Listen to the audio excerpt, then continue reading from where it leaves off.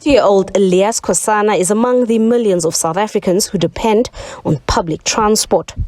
Her day starts at 4 a.m. to catch a bus from Siabuswa to her place of work in Midrand.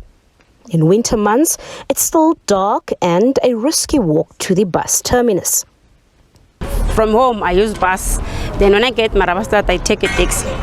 She joins thousands of other commuters on multiple trips to get to work. They too take a bus from Siabuswa to the Pretoria CBD, then taxis to their various destinations.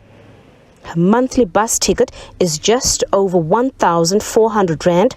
Her taxi fare is close to 100 rand per week, bringing her total transport costs to just under 2,000 rand a month. Sure. I don't know what to say because I don't have anything in my pocket. I just use for the transport just to buy food for my kids, but I can't do more than that. To pay my school fees, my kids' school fees and my kids' transport, that's all. Earning just under 5,000 rand per month as a domestic worker, Khosana spends a considerable chunk of her income on transport.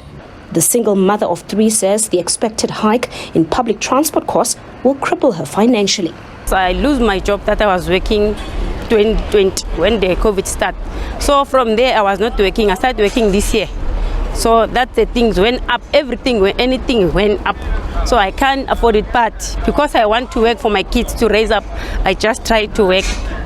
Motorists are already feeling the pinch with the current petrol price. Preliminary data points to an increase of 3 rand per litre from the end of this month. This could push the price of fuel to 25 rand per litre, a move that will impact taxi fares. The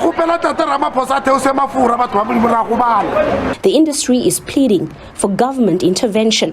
The petrol, when it's going up, they destroy us in our lives, because when the petrol is going up, that means even us, we are going to increase our fares just to can afford to support our family.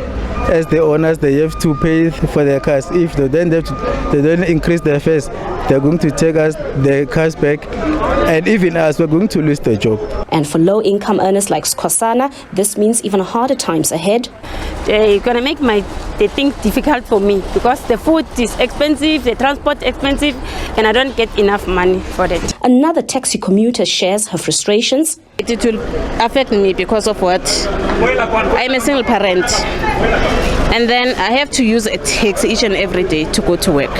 And then also my kids are using a public transport to go to school. So their transport will go up, even mine. And then at the other side, financially, it will bankrupt me.